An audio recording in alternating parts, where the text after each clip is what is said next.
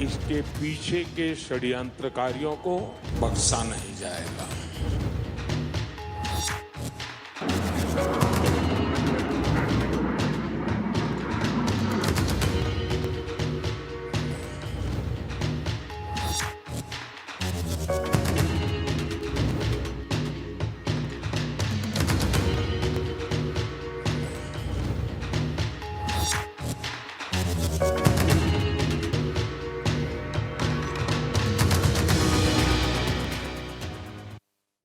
Delhi blast के बाद पाकिस्तान की सरकार आधिकारिक तौर पर तो साइलेंट है, लेकिन अंदर खाने सब कुछ ठीक नहीं है। पाकिस्तान के तीनों सेनाओं के लिए हाई अलर्ट जारी हुआ है और पाकिस्तान की सेना ने दिल्ली ब्लास्ट के बाद नोटिम यानी नोटिस टू एयरमैन जारी कर दिया है। इस नोटिम के जरिए पाकिस्तान की थल, वायु और जल सेना को हाई अलर्ट पर रखा गया है। तनावपूर्ण सीमा क्षेत्र में हवाई यातायात पूर्ण रूप से प्रतिबंध है। सुरक्षा प्रोटोकॉल में वृद्धि है। दिल्ली ब्लास्ट की जांच सभी एंगल्स पर जारी है। उधर पाकिस्तानियों में डर का माहौल साफ देखा जा सकता है। इसके पीछे के षड्यंत्रकारियों को बख्शा नहीं जाएगा।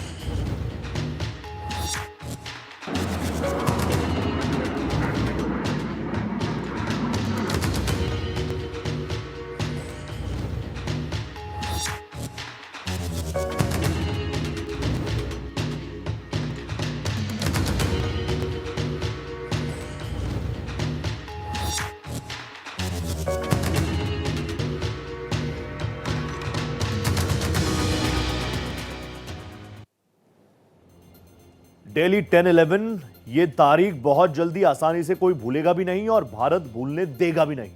पड़ोसी मुल्क पाकिस्तान में डर का माहौल है और इसलिए हम कह रहे हैं कि ये डरना भी जरूरी है, क्योंकि ये बात दुनिया जानती है कि भारत उसका बदला लेगा, मोदी इसका बदला लेंगे। भारत की किसी भी संभावित कार्रवाई से इस वक्त पाकिस्तानी डरे हुए हैं, सहमे हुए हैं। पाकिस्तानी सेना के अधिकारी और पाक खुफिया एजेंसी यानी आईएसआई के अधिकारी लगातार पाकिस्तानी सेना के हेडक्वार्टर्स रावलपिंडी में नजर आ रहे हैं। एक के बाद एक मीटिंग हो रही है। आपको मैं याद दिलाना चाहता हूं कि पहलगाम आतंकी हमले के बाद भारत ने पाकिस्तान के आतंकी ठिकानों को तबाह किया था। उसके बाद पाकिस्तानी सेना की उकसावे वाले कार्रवाई पर एयर बेसिस को टारगेट भारतीय फोर्सेस ने किया था। पहलगाम के बाद भारत ने अपनी नीति में साफ कर दिया था कि आतंकी हमले को भारत पर हमला माना जाएगा। It will be considered as act of war. खौफ खाए पाकिस्तान ने सीमा से सटे कई क्षेत्रों में नोटिम जारी कर दिया है। पीछे के षड्यंत्रकारियों को बख्शा नहीं जाएगा।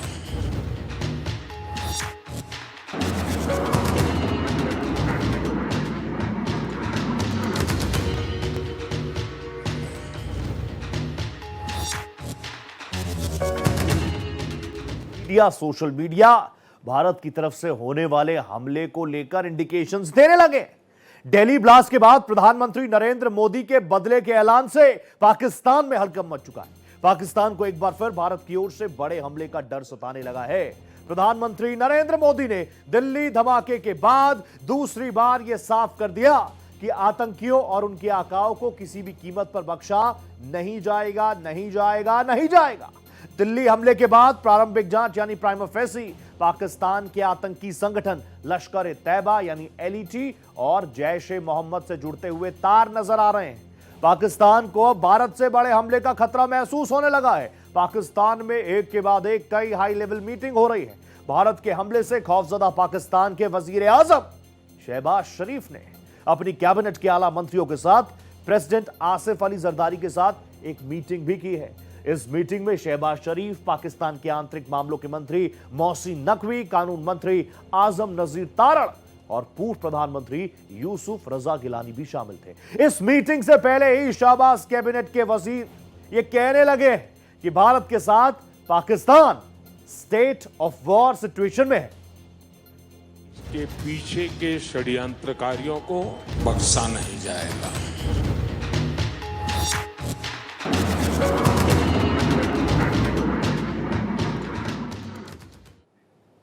दिल्ली के गुनाहगारों के लिए ओपन वार्निंग है, खुली चेतावनी है। नरेंद्र मोदी ने कह दिया है जो धमाकों के पीछे होगा उसका हिसाब किताब होगा, तगड़ा हिसाब किताब होगा। प्राइम मिनिस्टर नरेंद्र मोदी ने यह मैसेज बिल्कुल कन्वे कर दिया। जरूर प्रधानमंत्री भूटान में थे, भूटान में उन्होंने बताया कि भारी मन के साथ पहुंचे, लेकिन उनके जहन में रात भर वो सोए नहीं। रात भर ऑफिशियल्स के साथ वो मीटिंग्स में क्या कुछ रिपोर्ट सामने आई, प्राइमा फेसी क्या कुछ रहा, सारी चीजें उन्होंने जानकारी ली है।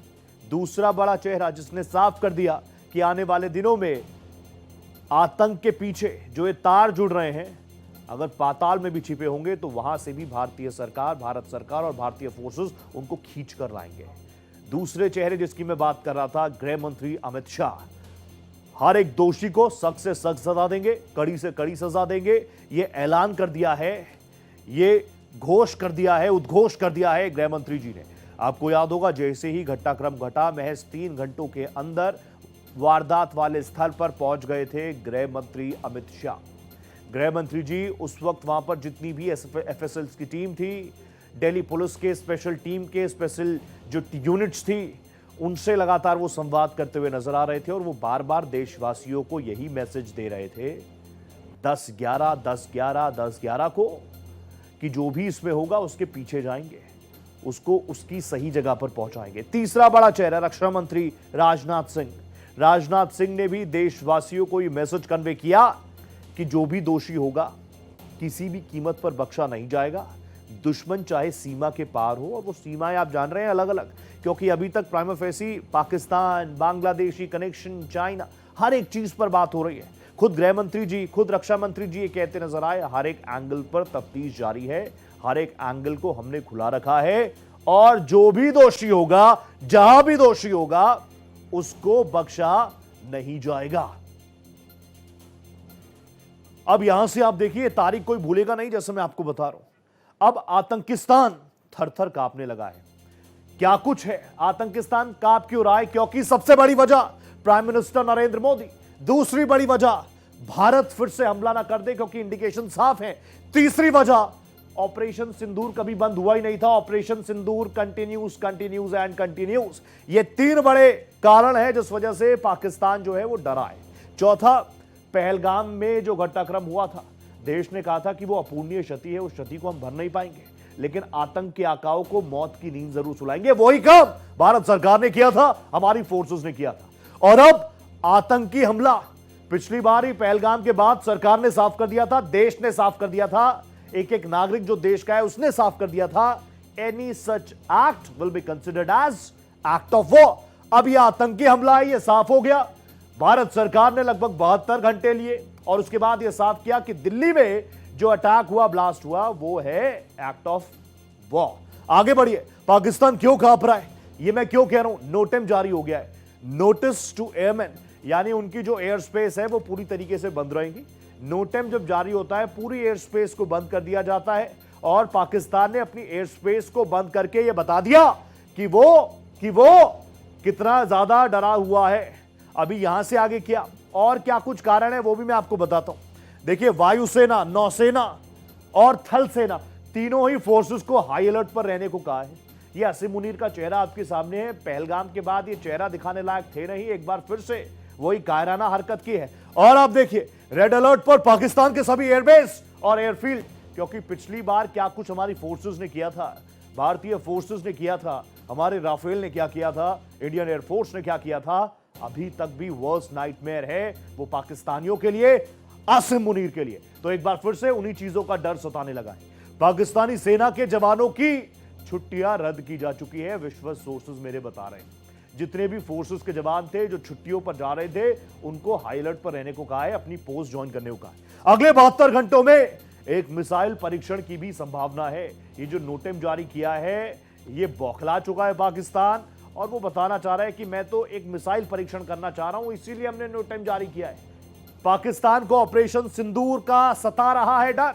अभी तक जो ऑपरेशन सिंदूर हुआ, और मैं बार बार कह रहा हूं, फोर्सेस के लोग भी कह रहे हैं, जो रिटायर्ड एक्सपर्ट्स हैं वो लगातार कह रहे हैं कि आप इसको 2.0 कह रहे हैं, ठीक है, लेकिन ऑपरेशन सिंदूर कभी बंद हुआ ही नहीं था। ऑपरेशन सिंदूर फर्स्ट बार जो था वो बंद ही नहीं हुआ था। हमने तो ये कहा था कि जब तक ऑपरेशन सिंदूर चलता रहेगा, जब तक आतंक का एक भी चेहरा रहेगा। लाहौर के आसपास पाकिस्तानी फोर्सेस का हैवी डिप्लॉयमेंट हो रहा है। सोशल मीडिया पर ऐसी कई तस्वीरें वायरल है जिसमें पता चल रहा है कि लाहौर की सड़कों पर सिर्फ और सिर्फ फोर्सेस के जो व्हीकल्स हैं, वाहन हैं वही लगातार गश्ती कर रहे हैं, वही लगातार मूवमेंट कर रहे हैं। अब कुछ ऐसे चेहरे हैं जो लगातार इस बार भी सामने हैं। पीओके में भी पाकिस्तानी बलों की गतिविधियां देखी गई है, वहां पर भी मूवमेंट काफी ट्रैक किया गया है। अब ये फोर्सेस के हमारे जवान हैं। मैं आपको बता दूं, वॉर एक्सरसाइज, भारत बड़ा देश है, बड़ा मुल्क है, वॉर एक्सरसाइजेस हम करते रहते हैं।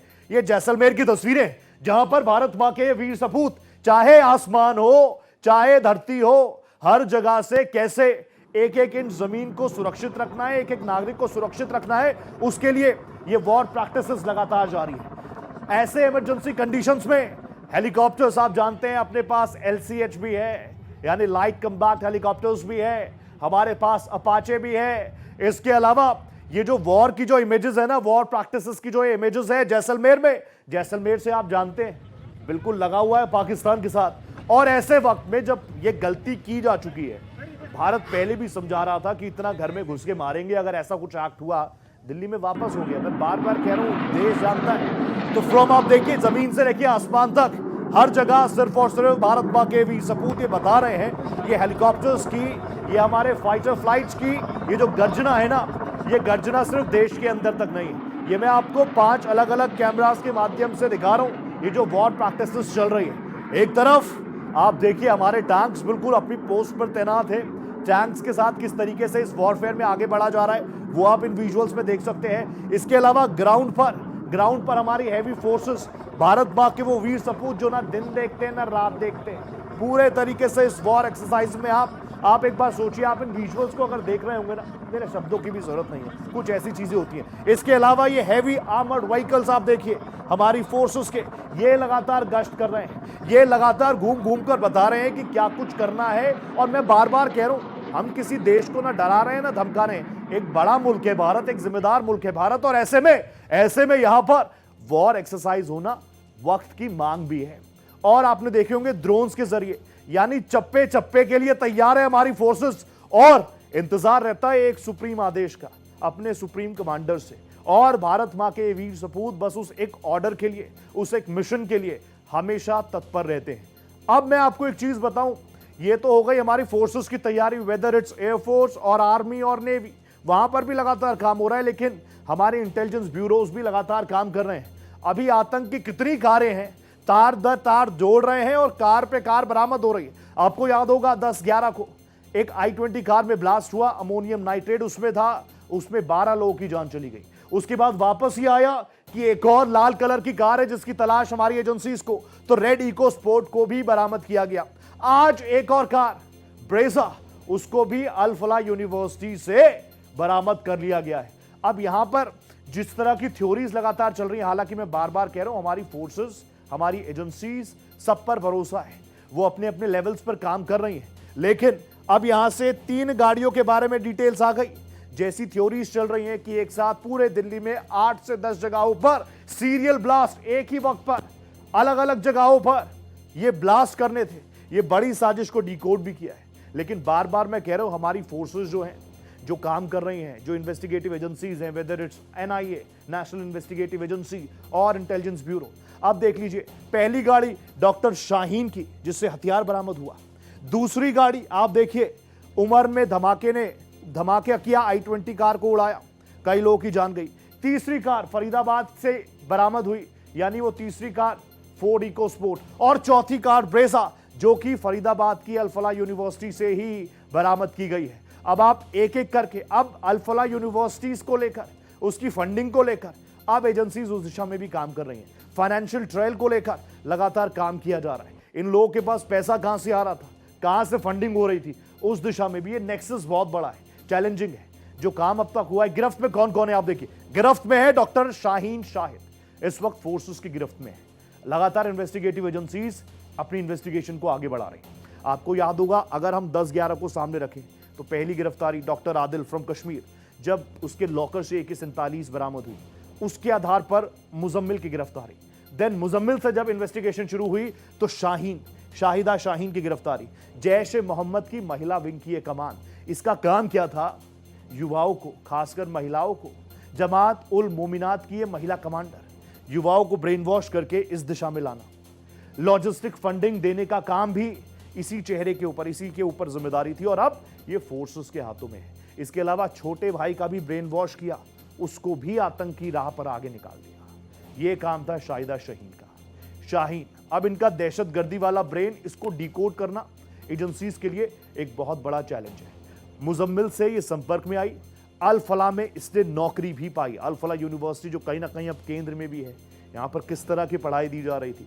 डॉक्टर्स को तो बहुत ही नोबल वर्क के लिए हम जानते हैं, लेकिन जो इस नोबल वर्क को जो एक बड़ा डेंट इन लोगों ने दिया है, ये बड़ी चीज है।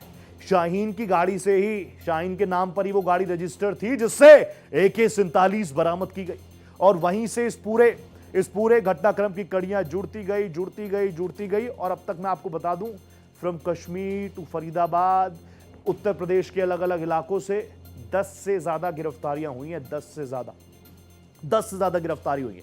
इन्वेस्टिगेशन जारी है, यह आंकड़ा और बढ़ सकता है, लेकिन ऑब्वियसली अब तक जो काम एजेंसीज ने किया वो काबिले तारीफ था। लेकिन दिल्ली ब्लास्ट 10/11 को जो कुछ हुआ, उसमें जो कैजुअलिटीज हुई, वो देश के लिए अपूरणीय क्षति है। आगे कुछ और तस्वीरें भी मैं आपको दिखाऊंगा। देखिए, लाल किला के पास 10 नवंबर को क्या कुछ हुआ, ये 10 नवंबर की तस्वीरें हैं। अब ये फुटेजेस जो है ना, आप कह रहे होंगे आपने देख लिया, ये इस ब्लास्ट की सबसे करीबी फुटेजेस मैं आपको दिखा रहा हूं। इस ब्लास्ट की सबसे करीबी फुटेजेस ये है, 10 नवंबर 2025 की ये फुटेजेस हैं। एक बार फिर से विजुअल्स हम प्ले करेंगे, आप देखिएगा। ये सबसे करीबी फुटेज है। आप बिल्कुल ग्राउंड पर देखिए, सेंटर में आप देखिए, आप देखते रहिए। ये सबसे करीबी फुटेज है इस ब्लास्ट की, सबसे करीबी फुटेज यही है इस ब्लास्ट की। एक एक करके डिजिटल एविडेंसेस को खंगाला गया। अब 2 और फुटेजेस, CCTV फुटेजेस, मैं डिजिटल एविडेंसेस की बात कर रहा था। ये वही I-20 कार है जो 10/11 को ब्लास्ट की गई। ये आप देख सकते हैं, यहां पर ये फुटेजेस आपने अब तक देख लिए होंगे। डिजिटल एविडेंसेस बहुत ज्यादा क्रूशियल रोल प्ले कर रहे हैं 10/11 की इस इन्वेस्टिगेशन में एजेंसीज के लिए। पॉल्यूशन करवाने ये लोग पहुंचे, ये पॉल्यूशन सेंटर की ये फुटेजेस है। उसके बाद ये जो अब फुटेजेस आपके सामने आई हैं, वो उस कार की है जो एक एक करके इन्वेस्टिगेटिव एजेंसीज जब अपनी जांच पड़ताल में आगे बढ़ रही है, कई चीजों को खंगाला जा रहा है। इनकी आईडीज को जब लिया गया, उन आईडीज पर कितनी गाड़ियों का हेरफेर, कितनी गाड़ियों का लेन देन, फर्जी पते पर लेन देन, क्या कुछ किया, अब उस दिशा में एजेंसीज आगे बढ़ रही हैं। मैं आपको एक बार फिर से, कुछ आतंक के चेहरे हैं जो आपको देखने चाहिए। यह चेहरा डॉक्टर शाहीन का, यह जैश-ए मॉड्यूल क्या है। देखिए, LTTE की तर्ज पर ही केस स्टडी इसने की। डॉक्टर शाहीन ने LTTE पर केस स्टडी की, और वहां से आप देखेंगे तो doctor Shaheen mini recruit command centre बनाने में जुटी हुई थी। लंबे वक्त से लोग काम कर रहे थे, एक मिनी रिक्रूट कमांड सेंटर जिसमें युवाओं को लाना, युवाओं का ब्रेन वॉश कराना और आतंक की इस राह पर आगे बढ़ाना। जैश से जुड़ी हुई थी डॉक्टर शाहीन, और इसको फंडिंग भी आ रही थी। अभी तक उस ट्रेल को भी खंगालने के लिए एजेंसीज काम कर रही है, और यह तस्दीक हुआ है कि बड़ी संख्या में पैसों का फाइनेंशियल ट्रांजैक्शन हुआ है।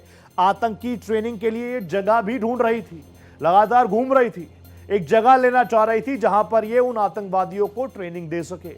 यूपी के सहारनपुर, हापुड़ और आसपास की उस पूरी बेल्ट में डॉक्टर शाहीन जो है वो, और मैं डॉक्टर शाहीन क्या कह रहा हूं, आतंकी शाहीन जो है वो जगह ढूंढ रही थी। इनका प्लान क्या था, 6 सेंटर में 10 बड़े कमरे बन जाएं और वहां पर वो आतंकियों की नई पौध तैयार करें। 6 सेंटर्स में 10 बड़े कमरे बनाने की तैयारियों में डॉक्टर शाहीन जैश-ए मॉड्यूल पर ये काम कर रहे थे। एक बेसमेंट भी लेना चाह रहे थे। बेसमेंट में सिर्फ और सिर्फ एक बड़ा हॉल, ताकि वहां पर तमाम सुविधाएं, वहां पर बड़ी संख्या में युवाओं को लाना, उनका ब्रेन वॉश कराना, उनको आतंक की राह पर आगे बढ़ाना और यह बताना कि आपको तो जन्नत मिलेगी। मुस्लिम लड़कियों को जिहाद से जोड़ना चाह रही थी। अभी आप देखेंगे, मुस्लिम लड़कियों को जिहाद से जोड़ना ये चाह रही थी। अभी तक सिर्फ पुरुष, लेकिन अब इस मॉड्यूल में, क्योंकि ये जैश के महिला विंग से जुड़ी हुई थी, उसकी कमांडर थी, दिखावे के लिए एक NGO भी खोलना चाह रही थी, ताकि ऊपर से लगे कि यहां तो बहुत अच्छे काम चल रहे हैं समाज के लिए। NGO के लिए कई लोगों से संपर्क भी किए गए। डिजिटल एविडेंसेस खंगालते यानी इनके फोन, इनके लैपटॉप्स को खंगालते कई तस्वीरें एजेंसीज को भी मिली है। ट्रेनिंग सेंटर में जैमर लगाने की भी प्लानिंग थी, ताकि यहां से कुछ भी फोन, इंटरनेट कुछ चल ही ना पाए। लड़कियों को सोशल मीडिया से दूर रखना चाहती थी। सेंटर में लड़कियों को मौलवी बनाकर लाने का प्लान था, ताकि आसपास जो है उनको लगे कुछ अच्छा काम चल रहा है। जिहादी बनाने के लिए लड़कियों के ब्रेन वॉश की तैयारी थी, ताकि ट्रेनिंग सेंटर का नाम महिलाओं का मुतांजिमा होता। ये जो डिजिटल एविडेंसेस जिनका मैं बात कर रहा हूं ना, लैपटॉप हो गया, फोन हो गया, उसी के आधार पर एजेंसीज के पास ये खबरें आई हैं और छन छन कर जो सोर्सेस के हवाले खबरें हम तक आई है वो मैं आपको बता रहा हूं। अब आप देख लीजिए जैश की मैडम सर्जन का जिहादी मिशन क्या था। ऑपरेशन हमदर्द की 3 कैटेगरीज ने बनवा ली। पहली, आर्थिक रूप से जो कमजोर महिला हैं उनको डिटेक्ट करना, गलियों में घूमना, झुग्गियों में जाना, ऐसी जगहों पर जाना जहां इनको समाज के दबे कुचले मुस्लिम महिलाएं मिले और फिर उनको पैसों का लालच, बेहतर जिंदगी का लालच, उनके बच्चों के लिए बेहतर सुविधाओं का लालच देकर इस दिशा में लाना। दूसरा फैक्टर क्या देखते थे, बुर्का नहीं पहनने वाली महिलाओं को टारगेट किया जाता था, उनको ऐशो आराम की जिंदगी, लग्जूरियस लाइफ का लालच दिया जाता था। और तीसरी कैटेगरी क्या थी, देखिए, पहले से जो कट्टर मुस्लिम महिलाएं उनको ढूंढो और फिर उनको आराम से जिहाद की राह पर आप तैयार करें। यह प्लान था, यह शुरुआती दौर की जानकारी जो एजेंसीज के हाथ में लगी है जैश की। और क्या कुछ जानकारी और आप देखिए, पाकिस्तानी कनेक्शन भी है। डॉक्टर शाहीन फरीदाबाद से गिरफ्तार हुई, फोर्सेस के पास जो इनपुट्स थे उस आधार पर अब जमात उल मोमिनात जैश का महिला विंग है और मसूद अजहर की बहन इसको लीड करती है, वो हेड है। सादिया गौपति कंधार हाईजैक का मास्टरमाइंड रहा, आपको पता ही है। फरीदाबाद की डॉक्टर शाहीन भारत में एक्टिव थी और बार बार, जैसे एक्सपर्ट्स बता रहे हैं कि ये स्लीपर मोड में थे, इनको एक्टिव किया गया। अब जम्मू कश्मीर से जहां से तार शुरू हुए डॉक्टर आदिल की गिरफ्तारी, श्रीनगर, गांदरबल, बरगाम, बारामूला, बांदीपोरा, कुपवाड़ा, अनंतनाग, पुलवामा, शोपिया, 500 से ज्यादा जगहों पर रेड किए गए। एक खास चीज आप नोट कर रहे होंगे, ये वही इलाके पड़ जाते हैं साउथ कश्मीर के जहां पर लगातार आतंकी गतिविधियों में संलिप्तता की बात सरकार भी मान रही है, फोर्सेस भी लगातार मानती है। साउथ कश्मीर का इलाका वैसे भी काफी ज्यादा सेंसिटिव माना जाता है, वहां के जंगल, वहां का जो पूरा बायोलॉजिकल चीजें हैं वो उनको मदद भी करती है। जम्मू कश्मीर में टेरर इकोसिस्टम को बर्स्ट करने के लिए चाहे जम्मू कश्मीर पुलिस हो, एसआईए हो, लगातार काम कर रही है। 4 दिनों में 400 से ज्यादा सर्च ऑपरेशन किए जम्मू कश्मीर पुलिस ने, एसआईए ने, मल्टीपल एजेंसीज का इसमें इन्वॉल्वमेंट है। 500 लोगों से पूछताछ हुई है, एक के बाद एक ये आंकड़ा लगातार बढ़ रहा है। उन लोगों को जो इनको पानी, चाय, दवा या शेल्टर प्रोवाइड करते हैं, उन लोगों से भी छानबीन हो रही है, उन लोगों से भी इन्वेस्टिगेशन का सिलसिला शुरू हो चुका है। 500 से ज्यादा लोगों को कस्टडी में लिया गया है। 30 से ज्यादा जगहों पर एक साथ छापेमार कार्रवाई को अंजाम दिया गया बारामूला में। यह साउथ कश्मीर का वो हिस्सा है बारामूला में। इसके बाद आप आइए, आपत्तिजनक दस्तावेज, डिजिटल एविडेंसेस मौके से, कई दर्जन सिम कार्ड्स वो मौके से बरामद हुए हैं। अब अनंतनाग आ जाइए, साउथ कश्मीर का दूसरा इलाका। जमात इस्लामी के सदस्यों के घर पर एक के बाद एक रेड्स किए गए, कई लोगों को कस्टडी में लिया गया। फ्रॉम कश्मीर टू कन्याकुमारी हर जगह एजेंसीज बहुत ज्यादा एक्टिव हैं। आतंकी समर्थकों पर भी एक्शन गांदरबल में लिया गया है, एक के बाद एक, वेदर इट्स एसआईए और Jammu Kashmir local police, LIUs, digital devices मौके से बरामद किए गए। प्रतिबंधित सामग्री को भी मौके से जब्त किया गया है। 150 जगह छापे श्रीनगर में भी पड़े, श्रीनगर में भी 150 से ज्यादा जगहों को डिटेक्ट किया गया, योजनाबद्ध तरीके से छापे मारे गए। ओवरग्राउंड वर्कर्स पर यह सबसे बड़ा चैलेंज है। ओवरग्राउंड वर्कर्स पर एक के बाद एक बड़ा एक्शन लेने की बात कही जा रही है। और उससे पहले भी आपने देखा होगा, एनआईए लगातार ओवरग्राउंड वर्कर्स के इस पूरे नेक्सस को बर्स्ट करने के लिए अपनी कार्रवाई को युद्ध स्तर पर चला रही। 10-11 ये नाम अपने आप में वैसे ही आप जान रहे हैं बहुत ज्यादा इंटेंस हो चुका है। कुछ और डिटेल्स है मेरे पास, मैं जल्दी से आपके सामने रखता हूं। अब इन कारों के भी फाइल देख लीजिए। 18 मार्च 2024 को एक कार बिकती है i20, गुरुग्राम के सलमान ने इसको खरीदा। Registration number HR26CE 7674। सलमान ने एक कंपनी को एक गाड़ी बेच दी, कंपनी ने डीलर देवेंद्र को बेच दी और देवेंद्र ने फरीदाबाद के सचिन को बेची। सचिन ने पुलवामा के तारिक को यह बेची और तारिक ने पुलवामा के उमर को यह गाड़ी बेची। सोमवार 10 नवंबर को धमाके में इसी i20 कार का इस्तेमाल हुआ। कार उमर चला रहा था ऐसा शक है, लेकिन अब ऐसी चीजें, बहुत सारी चीजें आ रही हैं अभी, तो बहुत सारी चीजें। 3 घंटे पार्किंग में रहा उमर। इस दौरान डॉक्टर उमर क्या गाड़ी में ही था? क्या उमर किसी से फोन पर बात कर रहा था? क्योंकि ऐसी फुटेजेस भी आई हैं। क्या उमर की दिल्ली फरीदाबाद में किसी से मुलाकातें हुई? ये वो ज्वलन सवाल है जो एजेंसीज के सामने। क्या उमर को स्लीपर सेल से सपोर्ट मिला? उमर 3 घंटे तक पार्किंग में बैठा रहा, क्या कर रहा था? एक सेकंड के लिए भी वो बाहर नहीं निकला। क्या वो किसी का इंतजार कर रहा था, किसी के इंस्ट्रक्शन का इंतजार कर रहा था? चेहरे से एक बार भी उसने मास्क नहीं हटाया। अब दिल्ली धमाके में कार जो इस्तेमाल हुई उसका रहस्य देखिए। सलमान ने नदीम को बेची, नदीम ने डीलर को बेची, डीलर से आमिर ने खरीदी, आमिर से तारिक को ट्रांसफर और तारिक से उमर के पास ये गाड़ी गई।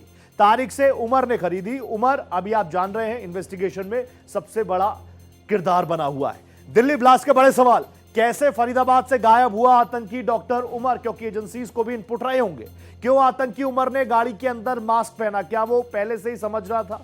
क्या वो अपनी आइडेंटिटी को छुपाना चाह रहा था? क्या I-20 से कहीं और विस्फोट करने का प्लान था उसका? ये सारे ऐसे सवाल है जो ज्वलंत है और एजेंसीज इस दिशा में काम कर रही हैं। कुछ ऐसे ये वो सवाल है, ये तो बिल्कुल प्राइमा फेसी वाले सवाल हैं और हम कह रहे हैं कि क्या कहीं और।